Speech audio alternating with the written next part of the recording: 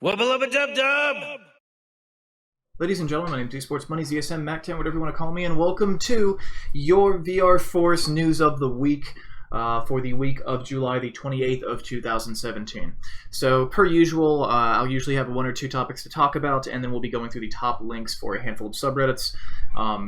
The first thing that I want to talk about is Ready Player One. The trailer is out, and a lot of people throughout the various virtual reality-related subreddits think that this is going to be a big deal for VR next year. I have no freaking idea, and frankly, I don't think it's that important. But let's move on.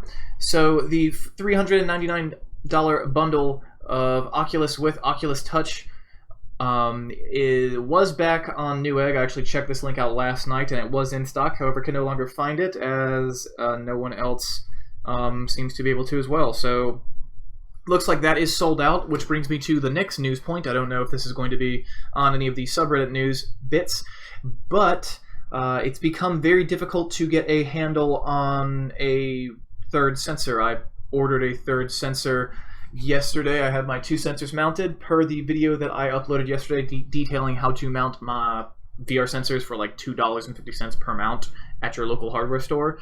They work great. I'm absolutely loving my new setup, but my third sensor will be quite a ways out. I called a handful of local Best Buys, and by local I mean up to 2 hours away, and found that none of them had auxiliary third Oculus Rift sensors. However, there is a micro center about an hour and a half away from me, and they might actually have one. I actually completely forgot about that, so I'll have to check with them. I have an order on the Oculus Store, but the Oculus Store hasn't even charged me yet, so they don't feel confident when they'll be able to ship it. They usually don't. They usually charge you about the same time they ship it, so yeah, so it looks like there's a shortage of hardware on all ends once more, and this is in no small part due to the price drop. So that's pretty exciting. Somebody is celebrating. It's Saturday. No sleeping tonight. It is Friday. Whew. For a second, I thought I didn't know what day of the week it was. I better check my day watch. Haha. So there's another guy showing off a Pelican case for an Oculus Rift. I don't know if that was something he designed himself. No, he did design it himself, so that's a little bit inconvenient. I'm not a DIY kind of guy when it comes to designing cases. So I think the biggest piece of news off of the Oculus subreddit which is really only applicable to Oculus people, is that the newest Oculus update will let you launch SteamVR apps from the Oculus Home.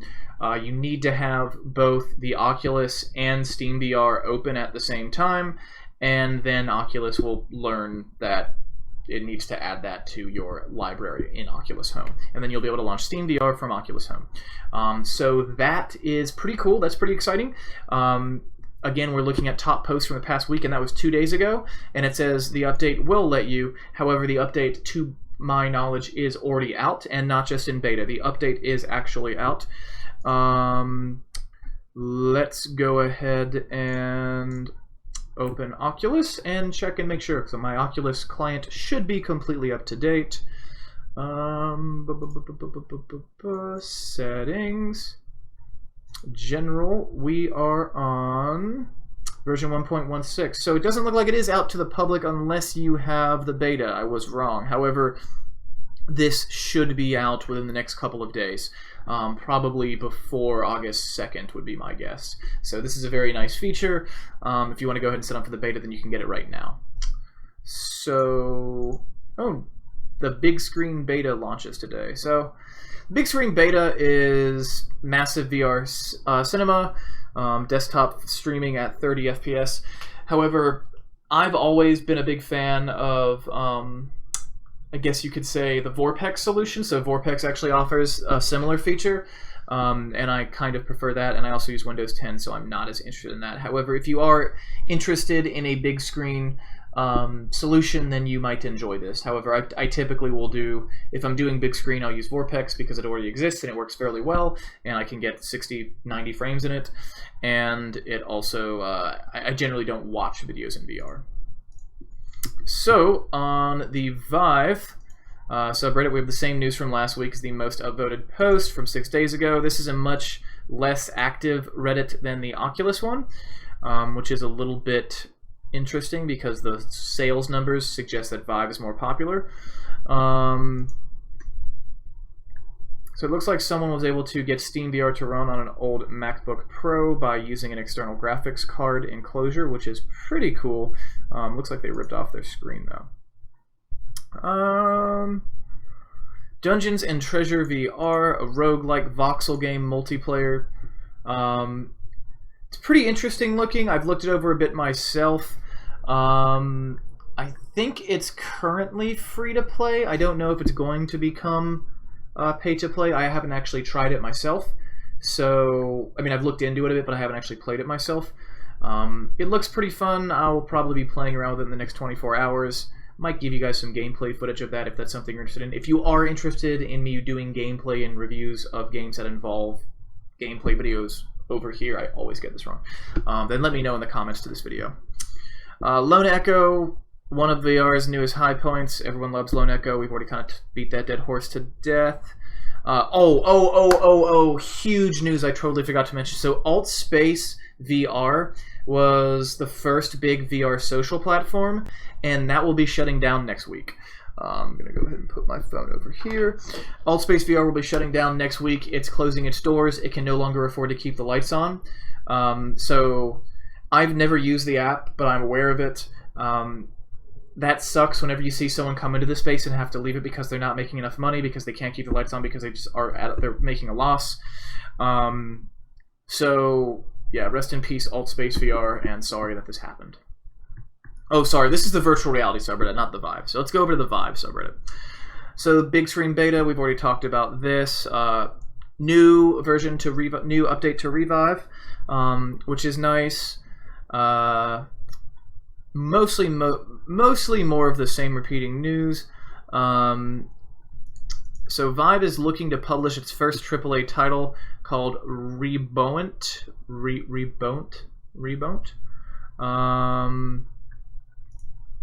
Let's get a quick look at this.